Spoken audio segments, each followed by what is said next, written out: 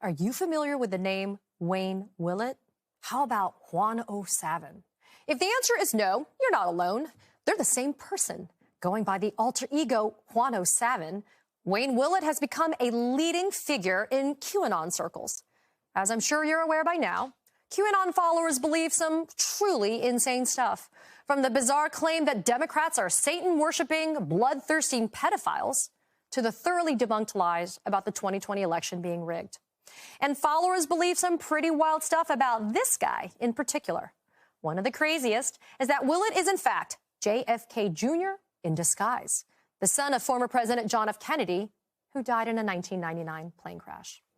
So if you're wondering why you should care about this guy, it's because Wayne or Juan or whatever you want to call him, he might be handpicking your state's next chief election official. Usually these races don't make national headlines, but secretaries of state, they're critical to free and fair elections. And in most states, they have the ultimate say over the entire election process, from voting options to certifying the results. Now back to Willett. He helped found a group called the America First Secretary of State Coalition, a team dedicated to getting right-wing QAnon candidates elected as secretaries of state across the country. For instance, big lie believer Jim Marchant is a leading GOP candidate in Nevada. Mark Fincham, who was seen outside the Capitol building on January 6th, he's the likely Republican nominee in Arizona. And don't forget Trump-endorsed election denier Christina Caramo, who has already secured the GOP nomination in Michigan. All three of those places, they were swing states in 2020. Their potential wins an incredibly scary prospect for democracy looking ahead to 2024, when any one of those people could theoretically decide the results of that presidential election. So joining me now is someone who has written extensively on Wayne Willett, Daily Beast politics reporter Will Sommer. His latest article, it's a doozy. You got to read it. It focuses on Willett's background and his potential influence, if not real influence, over U.S. elections moving forward. Will, an honor to have you here. I mean, you've done a really deep dive into Willett. But first, can you just give us a little bit more flavor, a little bit more background on who Wayne Willett is, if that's truly his name? Where would a guy like this come from? And is there somebody who's funding somebody like Wayne Willett? Sure, he's a fascinating figure to me. So I've covered QAnon for years now, and he was a name that kind of kept popping up in all these kind of weird ways. As you said, people believe, some of his fans believe he's John F. Kennedy Jr. in disguise. And I thought of him even as kind of a marginal figure.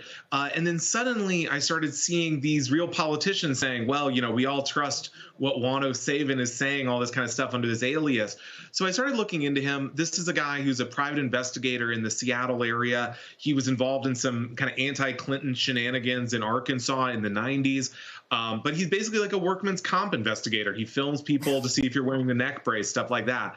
And yet he's been able to construct this online persona that he's like a super spy, essentially. And, you know, this has given him this credibility. He appears on all these live streams and kind of like hides his identity.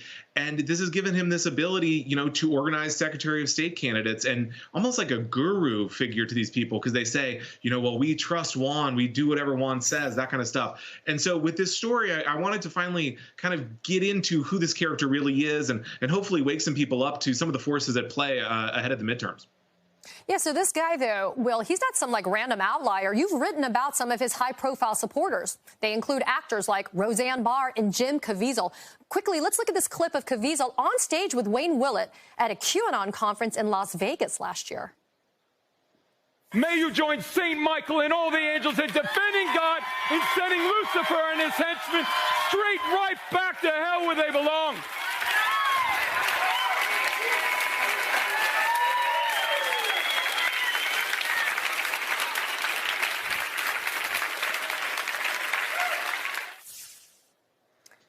Okay, that clip, wild.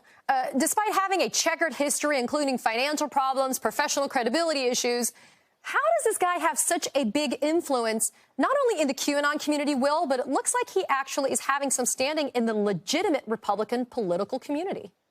It's fascinating. And, you can see in that clip right off to the side, that's Wayne Willett there. He is kind of this like QAnon guru to Jim Caviezel, Roseanne Barr. When I saw him claiming, oh, I'm traveling the country with Jim Caviezel, I thought there's no way that's true. This is just some weird lie he's made up. And then they appear on stage together at this convention, at this QAnon event. So, I mean, in terms of how he builds this credibility, I think it's a sign of how kind of like what a wild west it is right now in the Republican Party, and particularly in some of the fringier elements, although at the point where these people are winning key nominations for statewide office in battleground states, it's maybe not the fringe anymore. And basically, he sort of over time built up his credibility on sort of what you might think of as InfoWars type shows. He would appear anonymously under various aliases and saying, back to the Obama administration that some kind of big climactic event was coming. And then he, essentially just linked up, kind of jumped from conspiracy theorist to conspiracy theorist. But even then, I did not really realize he had such influence until that event last year that you just showed the video of, where these Secretary of State candidates would say, I was sort of at my lowest point. Trump had just lost. I was in my hotel room, and then I hear a knock at the door, and it's Juan OSavin. And, this idea of almost like this messianic figure coming to them at their lowest point. And of course, they're telling the story, and hundreds of people go, oh my gosh, they explode in the audience. So with this story, I was trying to explain to regular folks, people who are not fortunately really that involved in all this drama, that these people this is not just internet nonsense, though it's that as well, but it is sort of getting this, it's starting to impact our real world. Yeah, Will, quickly, we used to sit there and we may roll our eyes and laugh about the fact about this QAnon and how completely fringe it is. But let's be frank, it's now no longer fringe. You have QAnon election deniers, QAnon people who embrace these concepts and these conspiracy theories that are actually nominees for office. So you've been following this for a long time. Do you agree that QAnon is no longer fringe, as it's actually a part of the Republican Party now? I think QAnon increasingly has been welcomed as a faction within the party that is respected and that has a home in the party. Thinking back to 2020, Donald Trump repeatedly refused to denounce them. Now we have 2 members of Congress, Marjorie Taylor Greene and Lauren Boebert, who have supported QAnon.